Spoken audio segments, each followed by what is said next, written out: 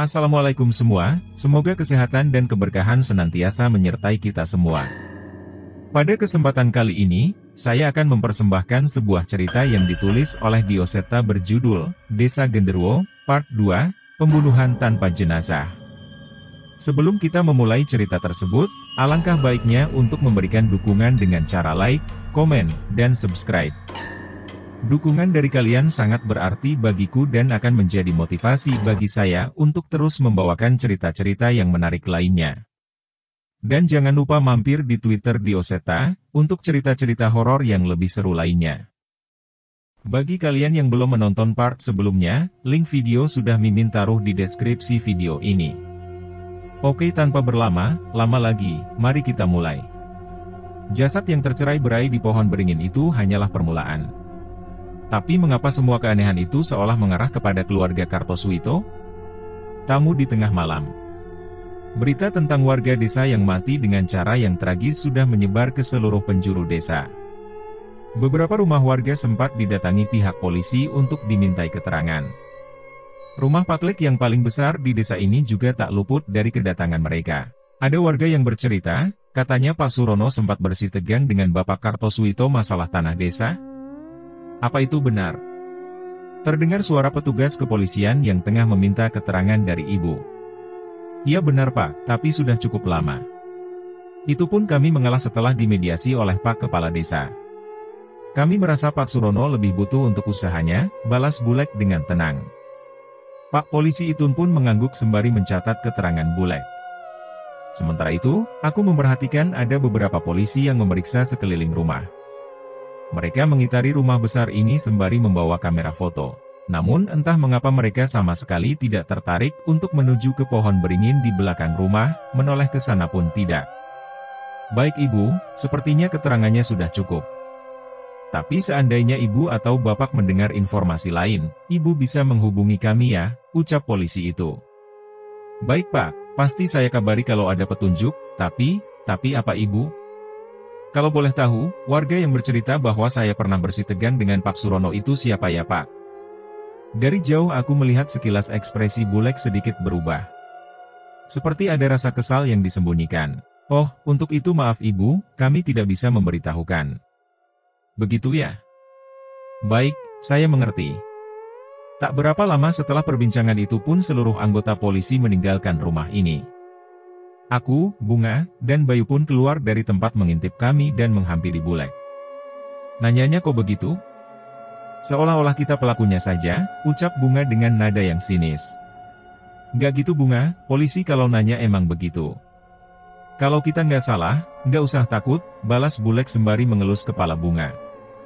Bayu takut sama polisinya. Tanyaku. Bayu menggeleng sembari memegang rok yang kukenakan. Bayu takut sama pembunuhnya, ucapnya polos. Aku pun berjongkok sedikit dan mencoba menenangkan Bayu. Tenang saja, pembunuhnya pasti tertangkap. Pak polisinya hebat-hebat kok. Iya, semoga cepat ketangkep.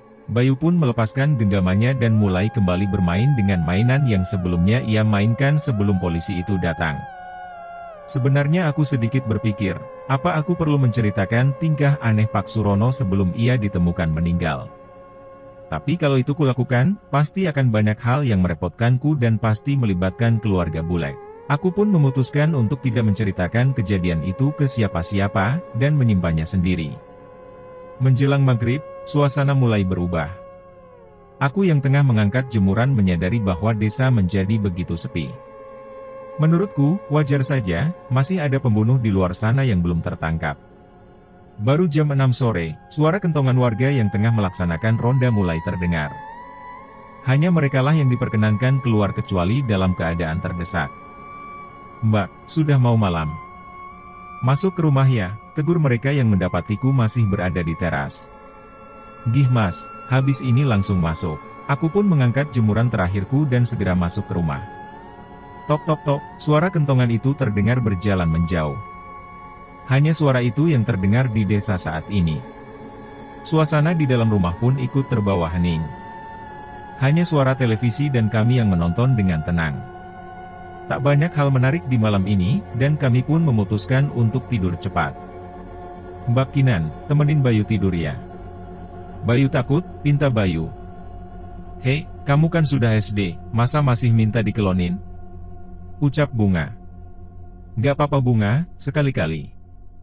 Toh keadaan juga lagi begini. Wajar kok, balasku. Aku pun menemani Bayu untuk sikat gigi dan masuk ke kamarnya. Aku mematikan lampu kamar dan menggantinya dengan lampu tidur yang berwarna kuning remang agar Bayu bisa tidur dengan nyenyak. Sudah, ayo tidur, ucapku pada Bayu yang masih berpura-pura memejamkan matanya. Iya, aku memperhatikan Bayu yang sudah memeluk gulingnya. Sementara aku mengambil sebagian sisi kasurnya untuk meletakkan badanku. Mbak, Bayu memanggilku tanpa menoleh ke arahku. Kenapa Bayu? Nanti, lewat tengah malam biasanya ada yang datang. Nanti dikasih nampan yang ada di samping lemari saja, ucap Bayu. Aku setengah duduk menatap ke arah Bayu. Datang? Siapa Bayu? Namun ia tetap tidak menengok. Sebaliknya, ia malah terlihat benar-benar sudah tertidur. Apa mungkin Bayu sedang mengigau? Tak mau ambil pusing, aku pun memilih untuk ikut memejamkan mata dan menyusul Bayu untuk tidur. Trak! Trak! Sebuah suara mulai mengganggu tidurku. Suaranya seperti suara hewan yang sedang menyenggol benda-benda di kamar. Aku mencoba mengabaikannya dan berharap bisa kembali terlelap. Namun suara itu terus terdengar. Trak! Trak! Aku sudah mencoba cukup lama, tapi suara itu tidak kunjung menghilang. Pada akhirnya suara itu berhasil membuatku gagal untuk kembali terlelap. Aku pun ingin membuka mata dan mencoba mengusir makhluk itu. Tapi, saat itu juga aku teringat perkataan Bayu sebelum ia tertidur. Lewat tengah malam biasanya ada yang datang. Entah mengapa seketika aku merinding. Aku merasa bahwa sesuatu yang sedang berada di kamar ini bukanlah hewan seperti yang kubayangkan. Sosok mengerikan seperti di atas lemariku pun mulai terbayang di pikiranku. Aku pun memutuskan untuk tetap memejamkan mata dan berharap makhluk itu akan pergi bila aku mengabaikannya. Namun aku salah, seolah menyadari bahwa aku terjaga, sosok itu mendekat ke arahku. Ada suara geraman yang mendekat dan semakin mendekat ke arahku. HRRRR, HRRRR, suaranya seperti suara nafas hewan buas yang siap menerkam siapa saja di hadapannya. Aku tahu, mataku tidak bisa tenang dengan sempurna. Makhluk itu pasti menyadarinya dan semakin mendekati diriku. Hingga suara nafas itu kini berada tepat di hadapan mataku. Tak mampu menahan lagi, aku pun membuka mata berusaha menghadapi sosok yang hampir menempelkan wajahnya di wajahku itu. Tapi, aku salah. Tidak ada sosok yang sedekat itu di hadapanku. Aku pun mulai merasa tenang, namun penglihatanku terhenti pada sosok yang berdiri di depan kasur di dekat kakiku. Bayu, itu Bayu, ia menatapku dari sana dengan tatapan sayu. Bayu, ngapain di situ? Sini tidur lagi. Ucapku sembari menepuk kasur di sebelahku. Tapi, masih ada seseorang di sebelahku. Bayu masih tertidur di persis di sebelahku. Lalu siapa sosok yang menyerupai Bayu di hadapanku? Wajahku pucat, nafasku begitu berat. Katanya, dia mau tidur sama Mbak Kinan, ucap sosok Bayu yang ada di hadapanku. Itu suara Bayu, benar-benar suara Bayu. Kalau benar itu Bayu, siapa yang sedang tidur di sebelahku? Aku pun menyibakan selimut yang menutupi sosok di sebelahku dan mendapati seorang anak berkulit pucat tengah berada di sebelahku. Ia menoleh dan mengarah kepadaku dengan wajah yang penuh lubang. Bahkan aku tidak menemukan bola mata di lubang matanya. Setan! Setan, ucapku dengan suara yang lagi-lagi tidak mampu kuteriakkan. Suaraku hanya berupa bisikan yang keluar dari kerongkonganku. Aku pun menjatuhkan diri dari tempat tidur dan berusaha untuk berdiri, namun kakiku terlalu lemas. Sosok itu pun merayap di kasur dan ingin menghampiriku. Aku pun menjauh dan tanpa sadar tanganku menyentuh nampan di sebelah lemari. Ternyata nampan itu berisi berbagai macam kembang, segelas air, dan satu tusuk sate yang tidak kuketahui terbuat dari daging apa. Aku pun panik dan berusaha untuk menggapai pintu dan segera keluar dari kamar. Aku pun menutup pintu dengan rapat dan menjauh dari kamar Bayu. Ku coba untuk mengatur nafas untuk menenangkan diriku di ruang yang juga gelap dan hanya satu lampu kecil yang menyala di ruangan sebesar ini.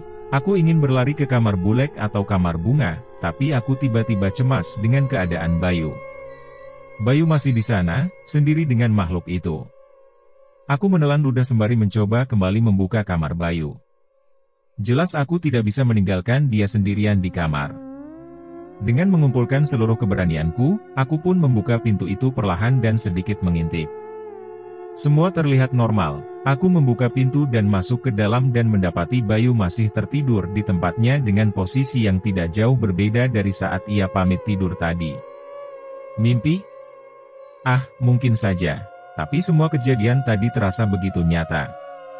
Aku pun memutuskan untuk mencuci wajahku dan kembali tidur di sebelah Bayu dengan menyalakan lampu kamar. Satu-satunya cara terbaik untuk tenang adalah menganggap hal tadi benar-benar sebuah mimpi.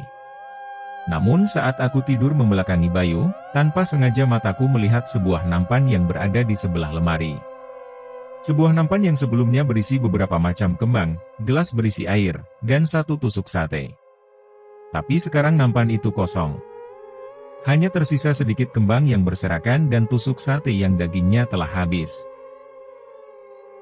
Tamu di siang bolong. Kejadian di kamar Bayu benar-benar membuatku berpikir. Apakah ada yang salah dengan pikiranku? Ataukah memang ada yang aneh dengan rumah ini? Tapi saat menyadari tidak ada hal buruk yang terjadi padaku dan seluruh keluarga di rumah ini, aku sedikit mengambil kesimpulan bahwa penglihatan itu adalah wujud depresiku atas kehilangan ibu dan ketakutan akan tempat baru. Terbukti semakin lama aku tinggal di tempat rumah ini, hal-hal aneh itu mulai berkurang. Kejadian di kamar Bayu itu sudah berlalu lebih dari sebulan, dan memang tidak ada kejadian aneh lagi setelahnya. Sekarang, aku sudah cukup sering bertemu Pak Lek. Walau sering pergi cukup lama, tapi saat sedang pulang ia juga di rumah cukup lama. Dari perbincangan mereka, aku menangkap bahwa Pak Lek mempunyai bisnis sejenis kontraktor yang harus ia awasi cukup lama. Tak hanya Bunga dan Bayu, Akun pun turut senang setiap Pak Lek pulang ke rumah. Walau berkumis tebal dan berjanggut seperti tokoh-tokoh galak, Pak Lek begitu baik. Ia benar-benar memperlakukanku seperti Bunga dan Bayu tanpa membedakan. Satu hal yang pasti membuat kami senang, setiap pulang Pak Lek selalu memberi kami uang. Sesekali aku ingin sekali keluar dan menjajakan uang dari Pak Lek, namun aku merasa semua masakan dan yang disediakan Bulek sudah jauh lebih enak dibanding saat aku tinggal bersama ibu dulu hingga tidak ada alasanku untuk jajan. Aku pun memutuskan untuk menyimpan uang dari Pak Lek untuk tabunganku ketika sudah bisa mandiri nanti. Hari ini aku terbangun terlalu pagi.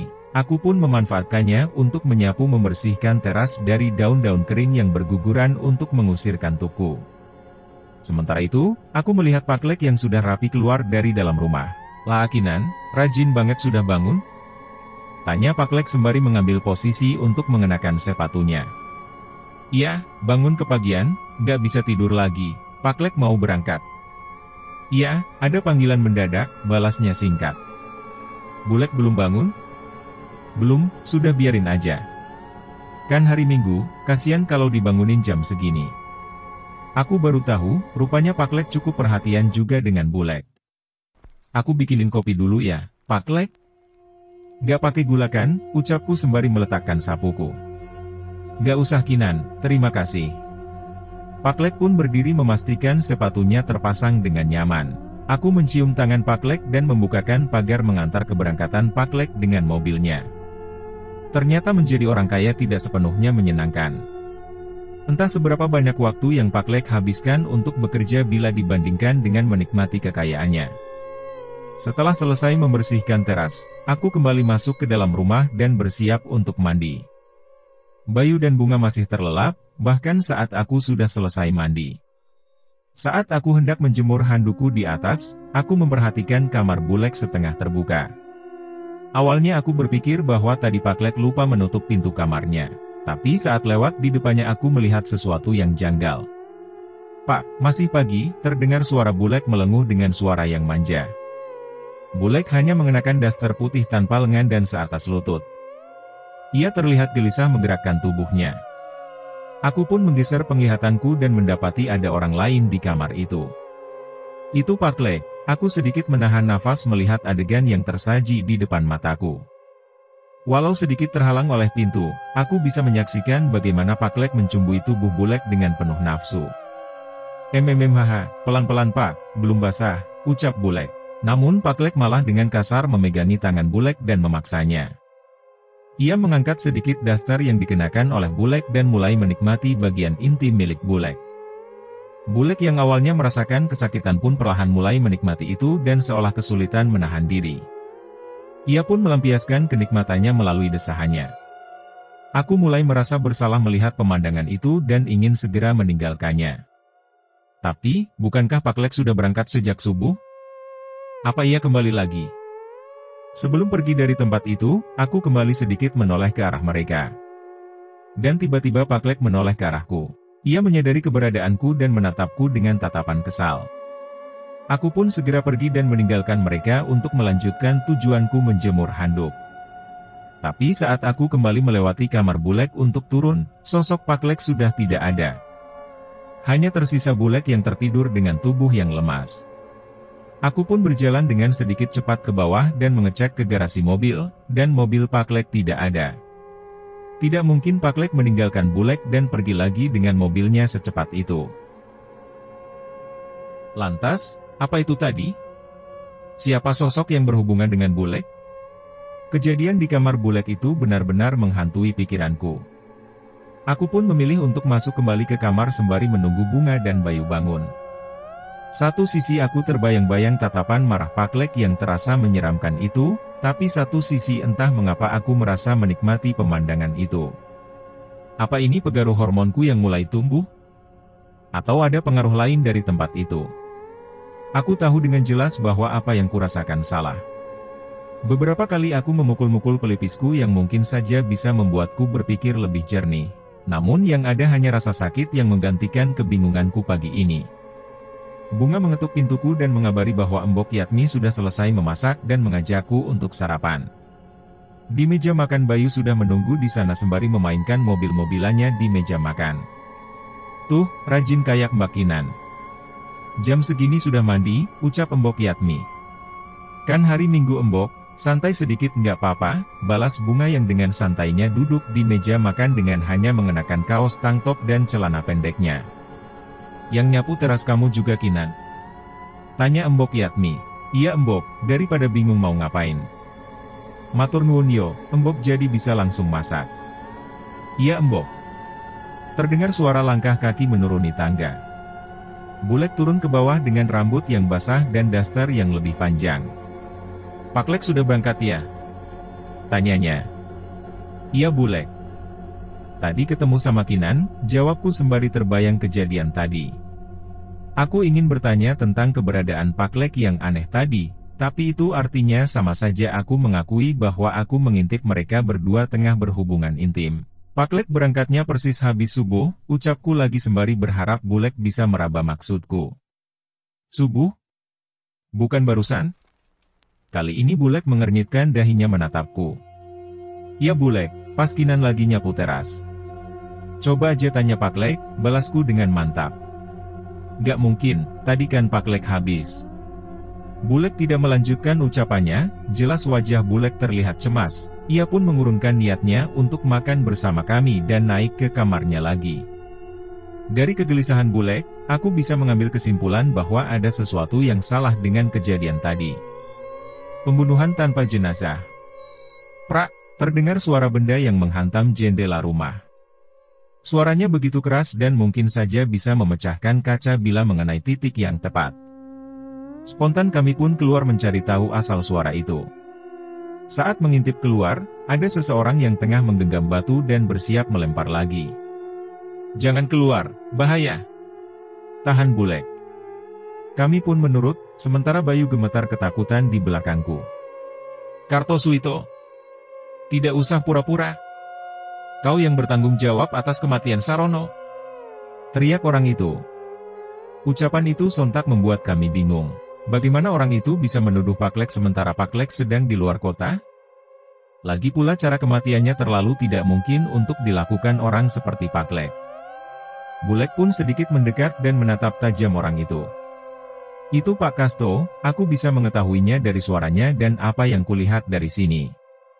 Ia memang tidak dekat dengan keluarga Pak Lek dan cenderung seperti sering menatap sinis. Entah ada masalah apa di antara mereka, namun Bulek terus menatap Pak Kasto dengan tatapan penuh kebencian. "Ibu, kalau Pak Kasto begitu lagi gimana? Kalau kita berpapasan di jalan gimana?" Bunga yang pagi ini ingin berangkat sekolah merasa khawatir dengan kejadian kemarin. "Ibu sudah bilang Pak RT, dan Pak Kades kemarin dia sudah didatangi dan berjanji tidak akan mengganggu keluarga kita," ucap Bulek. "Benar Ibu?" "Iya, sudah sana berangkat. Aku memang sedikit khawatir, namun karena aku tidak tahu bagaimana sebenarnya hubungan antara Pak Kasto dan keluarga ini, aku tidak sekhawatir Bunga. Memang saat berangkat kami tidak menghadapi masalah apapun, namun saat aku pulang, aku benar-benar berpapasan dengan Pak Kasto. Langkahku terhenti saat melihat Pak Kasto. Ia menatapku dengan tajam, aku pun berjalan lambat dan menunggu ada orang lain yang lewat agar saat melewati Pak Kasto, aku tidak sendiri. Beruntung ada beberapa ibu-ibu yang berjalan di belakangku. Aku pun menyamakan langkahku dengan mereka dan melanjutkan berjalan. "Sebaiknya kau cepat-cepat pergi sebelum terlibat lebih jauh dengan keluarga terkutuk itu," ucap Pak Kasto tepat saat aku melewatinya. Aku tidak begitu menghiraukannya dan mempercepat langkahku, saat sudah menjauh baru aku berani menoleh dan memikirkan apa yang ia katakan. Keluarga terkutuk? Walau ingin mencoba tidak menghiraukannya, tapi kata-kata itu terus muncul di pikiranku. Sesampainya di rumah, aku menceritakan kejadian di jalan kepada Bulek. Aku memang tidak mengatakan apa yang diucapkan Pak Kasto. Tapi Bulek yang khawatir segera meminta tolong Mas Puguh untuk menjemput Bunga dengan motornya.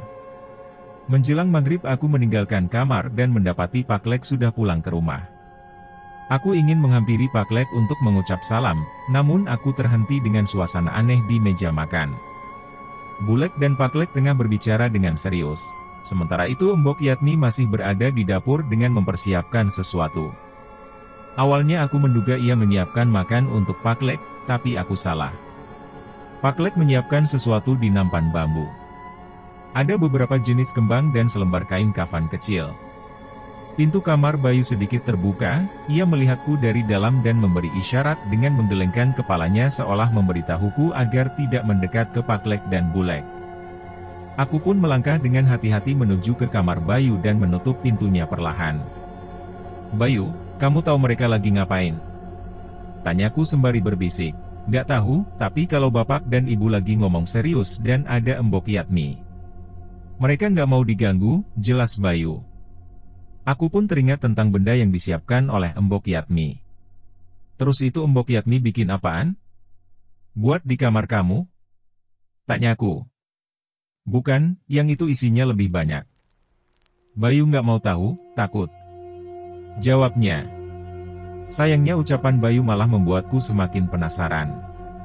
Saat makan malam aku bersikap seolah tidak melihat percakapan mereka tadi. Kami hanya berbicara tentang kejadian di sekolah dan tidak membahas tentang Pak Kasto. Bayu takut kalau rumahnya dilemparin lagi. Sekali saat Bayu membicarakan tentang Pak Kasto, padahal aku dan Bunga berusaha untuk tidak membahasnya. Namun Pak Lek hanya mengelus kepala Bayu dan menenangkannya. "Tenang saja, besok Pak Kasto sudah tidak bisa mengganggu kalian," jawab Pak Lek sembari tersenyum. Besok hari libur, mungkin saja Pak Lek ingin langsung bertemu dengan Pak Kasto bersama perangkat desa yang menengahinya. Malam ini terjadi lagi.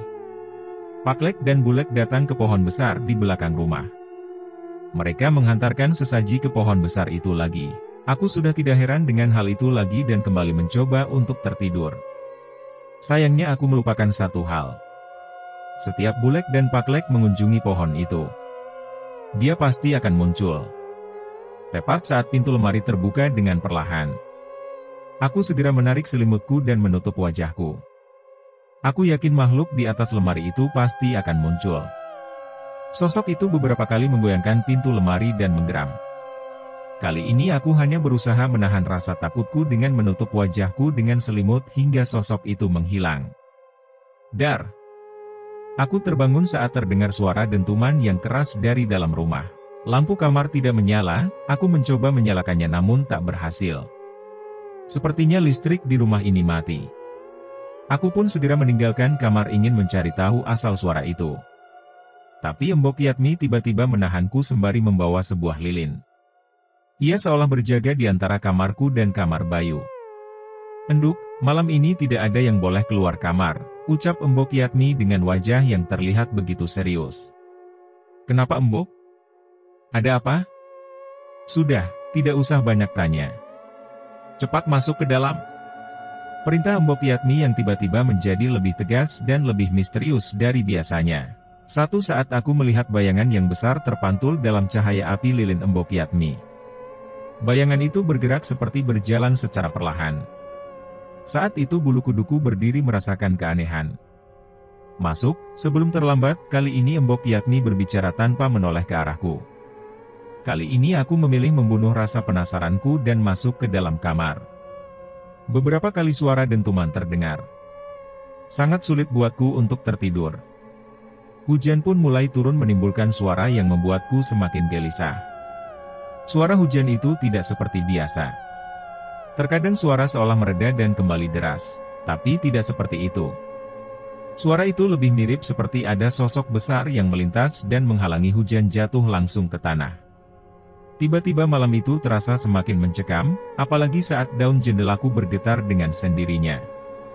Aku yakin sudah mengunci jendelaku, apa mungkin sesuatu membuatnya longgar. Aku pun meninggalkan kasurku untuk memeriksa dan mengencangkan jendela. Namun baru saja aku menyibakkan kain gordennya, aku terjatuh. Apa itu tadi? Aku terjatuh saat melihat sesuatu dari kaca jendela. Ada sebuah mata besar berwarna merah dari makhluk yang merunduk seolah mencoba mengintip ke dalam ruangan ini. Makhluk yang begitu besar dengan bulu-bulu berwarna hitam. Walau hanya sesaat, aku mengingat wajah itu penuh dengan kulit dan bulu yang terkelupas. Rasa penasaran membuatku berdiri dan mencoba menyibakkan gorden itu lagi, tapi kakiku gemetar. Bagaimana kalau sosok itu masih berada di sana? Aku pun memilih untuk menahan niatku dan menjauh dari jendela. Aku mengambil selimutku dan meringkuk sembari mengawasinya. Setelah menunggu beberapa lama, terlihat ada bayangan sesuatu yang besar bergerak meninggalkan jendela. Gorden yang sebelumnya gelap kini terlihat sedikit lebih terang dengan cahaya bulan yang menerpa kaca jendela. Beberapa saat kemudian, lampu dan listrik rumah mulai menyala. Aku pun memberanikan diri untuk kembali mengecek jendela dan tidak mendapati apapun di sana selain pemandangan pohon beringin besar yang tertutupi hujan yang mulai reda. Apa yang terjadi dengan malam ini? Biar sebagaimanapun aku memikirkan, aku tetap tidak akan bisa mengetahui apa yang terjadi pada malam itu. Pagi itu kami terbangun dengan suara ramai di luar. Beberapa kali lemparan batu menghantam ke rumah dan sampai memecahkan kaca. "Awas kau Kartosuito. Sampai terjadi apa-apa dengan anakku, kubunuh kau." "Aku tidak takut padamu," teriak Pak Kasto dan beberapa pria lain yang kuduga adalah saudaranya. "Kau akan membayar atas semua yang kau lakukan." Seorang pria lain ikut membela Pak Kasto menuding Pak Lek. Sementara itu Pak Lek hanya berdiri di pintu rumahnya sembari melipat tangannya. Ia hanya menatap orang-orang itu dengan sombong tanpa rasa takut terhadap orang-orang itu. "Sebaiknya kalian pergi sebelum kalian berurusan dengan polisi," ucap Mas Pugu sembari memotong rumput dengan aritnya. Ia juga bersikap santai menanggapi Pak Kasto dan orang-orangnya itu. "Lebih baik kau berhenti bekerja dengan setan itu, Pugu. Sebelum kau ikut mati," teriak Pak Kasto. Mendengar ucapan itu, Mas Pugu mendekati mereka dari dalam pagar sembari menggenggam aritnya. "Akan sangat kasihan bila anakmu sakit sementara ayahnya mendekam di tahanan. Kamu kenal sendiri bagaimana majikan saya bisa melakukan itu," ucap Mas Pugu yang segera meninggalkan mereka dan kembali mengerjakan kebun. Mendengar ucapan itu Pak Kasto dan teman-temannya pun meninggalkan rumah sembari terus mengancam pada Pak Lek. "Harusnya kau tidak perlu melakukan itu Pugu," ucap Pak Lek. "Biar saja Pak, mereka mengganggu pekerjaan saya," balas Mas Pugu sembari terus melanjutkan pekerjaannya. "Kalau sebelumnya kami berani menanyakan tentang Pak Kasto pada Bulek, kali ini aku, Bunga, dan Bayu hanya terdiam tanpa berani membahas kejadian pagi itu pada Pak Lek. Kami pun sarapan pagi dengan tenang tanpa banyak perbincangan. Kalian tidak usah khawatir, setelah ini Pak Kasto tidak akan mencari gara-gara lagi," ucap Pak Lek tiba-tiba. Iya Pak, balas Bunga yang terlihat menjaga sikap dengan ayahnya. Walau begitu, sebenarnya kami penasaran dengan apa maksud dari ucapan Pak Klek barusan. Matahari mulai tenggelam dan aku baru saja ingin mengajak Bayu untuk mengerjakan PR-nya. Tapi dari luar terdengar suara langkah kaki orang yang tengah berlarian. Ono opo mas? Ada apa mas? Tanya Bunga yang penasaran dengan hal yang sangat tidak biasa itu. Pak Kasto, Bunga. Katanya ada yang aneh di rumahnya Pak Kasto, jawab salah satu warga. Bunga pun buru-buru mengenakan sandalnya ingin mengikuti warga tersebut. Bayu, sama Mbok Yatmi dulu ya, ucapku yang juga penasaran. Aku ikut Bunga. Tak hanya aku dan Bunga. Mas Pugu rupanya juga penasaran dan mengikuti arah keramaian warga desa. Tadi Pak Kasto teriak-teriak nggak jelas, awalnya kami mengacuhkan. Tapi setelah teriakannya semakin histeris, kami pun menghampiri Kasto dan keadaan rumahnya sudah seperti ini, ucap seorang ibu yang bertetangga dengan Pak Kasto. Ia ditemani suaminya yang sedang menjelaskan hal serupa ke Pak Kades. Aku dan Bunga mencoba menembus kerumunan dan melihat ke arah rumah tersebut dan mendapati keadaan rumah Pak Kasto sungguh mengerikan. Dinding rumah itu diwarnai dengan cipratan darah yang tak beraturan seolah baru saja terjadi pertengkaran yang mengerikan. Tak hanya itu, di lantai pun terdapat darah yang menggenang mengelilingi sebuah benda. Ada tungku kecil yang digunakan untuk membakar kemenyan bersama sisa-sisa kembang yang berserakan. Bahkan, aroma kemenyan masih tercium dari luar pintu dan jendela tempat kami mengintip. Bubar! Bubar! Sebentar lagi polisi datang. Jangan merusak TKP, ucap Pak Kades yang memperhatikan warga yang semakin berkerumun. Pak Kasto meninggal. Gak tahu, tapi gak ada mayatnya. Anaknya juga ikut menghilang. Istrinya sudah menghilang lebih dulu beberapa bulan lalu. Kok aneh ya? Makanya jangan cari gara-gara sama keluarga Kartosuwito.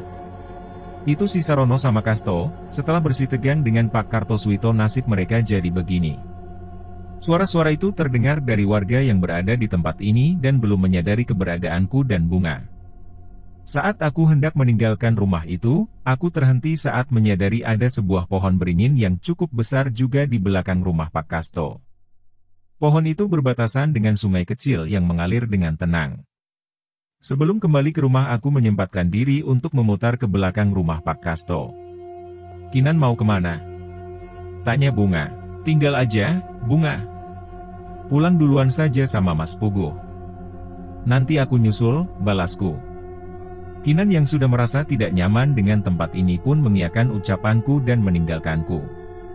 Pohon beringin itu tidak sebesar yang berada di belakang rumah, namun perasaan saat memandangannya tidak jauh berbeda seolah ada sesuatu yang misterius di sana. Ada suara aneh dari atas pohon yang sulit kudefinisikan.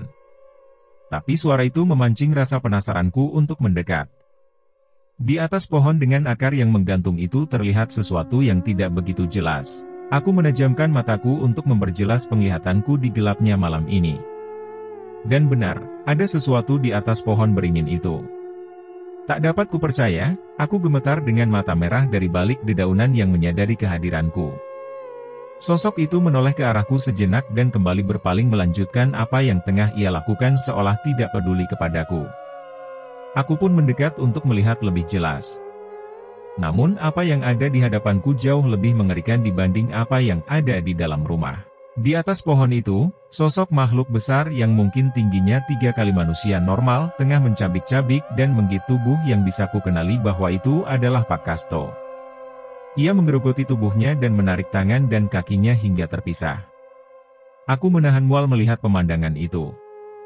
Tak jauh dari makhluk itu, ada sesosok wanita berambut panjang tersangkut tanpa busana. Aku mengenali itu adalah tubuh dari anak perempuan Pak Kasto. Aku gemetar, tapi aku ingin segera berlari dan memberitahukan apa yang kulihat pada warga desa. Percuma, mereka tidak ada yang bisa melihat ini semua. Tiba-tiba terdengar suara nenek tak jauh dari tempatku berada. Aku menoleh dan mendapati seorang nenek yang sudah kurus dengan rambutnya yang putih tengah bersandar di balik pohon sembari memandangi hal yang sama. Yang siapa? Kenapa yang lain gak bisa lihat? Tanyaku bingung. Mereka adalah anak dan cucu Eyang. Aku semakin kaget, berarti nenek itu adalah ibu Pak Kasto. Mengapa ia bisa begitu tenang melihat pemandangan itu? Itu makhluk apa, Nek? Kenapa dia membunuh Pak Kasto? Aku penasaran. Nenek itu menghela nafas sebelum memutuskan untuk bercerita kepadaku. Genderuwo, anakku memeliharanya sepanjang hidupnya. Genderuwo? Aku setengah percaya mendengar cerita itu. Sayangnya apa yang kulihat di hadapanku benar-benar tidak terbantahkan. Aku teringat dengan kejadian tadi pagi dan perkataan Pak Lek mengenai Pak Kasto. Apa ini yang dimaksud olehnya? Eyang, apa ini perbuatan Pak Lekku? Tanyaku. Nenek itu menoleh ke arahku sebentar. Mungkin iya, mungkin tidak, ingat saja ucapan anakku. Jangan terlalu jauh masuk dalam keluarga Kartosuwito. Ucap nenek itu yang ingin segera meninggalkan tempat itu. Sepertinya ia tidak tega melihat apa yang terjadi pada anaknya. Memangnya keluarga Pak Lek kenapa, Eyang? Nenek itu mendekat kepadaku dan melihat ke wajahku. Ia mengangkat tangannya dan menyentuh kalung yang tersembunyi di balik bajuku. Ia mengeluarkan liontin itu dan memandangnya sebentar. Setelahnya ia mengembalikannya ke dalam bajuku lagi. Yang Pak Lekmu lakukan, jauh lebih mengerikan dari apa yang kau lihat sekarang. Nenek itu pun tidak melanjutkan ucapannya dan melangkah meninggalkanku menuju ke keramaian warga di depan rumah. Aku menoleh kembali sesaat ke arah pohon itu dan tidak lagi menemukan pemandangan mengerikan tadi. Mengapa aku bisa melihat pemandangan mengerikan itu sedangkan warga desa tidak? Apakah memang ada yang berbeda dari diriku? Atau aku bisa melihat karena ada nenek itu di sana? Semua ini begitu membingungkan dan membuat aku berfirasat buruk. Sebenarnya, apa yang sudah Pak Lek lakukan? Bersambung. Tunggu kelanjutan cerita di bagian berikutnya, yang akan segera Mimin unggah dalam waktu dekat. Untuk video part sebelumnya, sudah Mimin taruh di dalam deskripsi. Serta ada juga cerita lainnya, yang tidak kalah bagusnya. Jangan lupa untuk like dan bagikan cerita ini kepada teman-teman dan saudara kalian, supaya channel ini terus berkembang.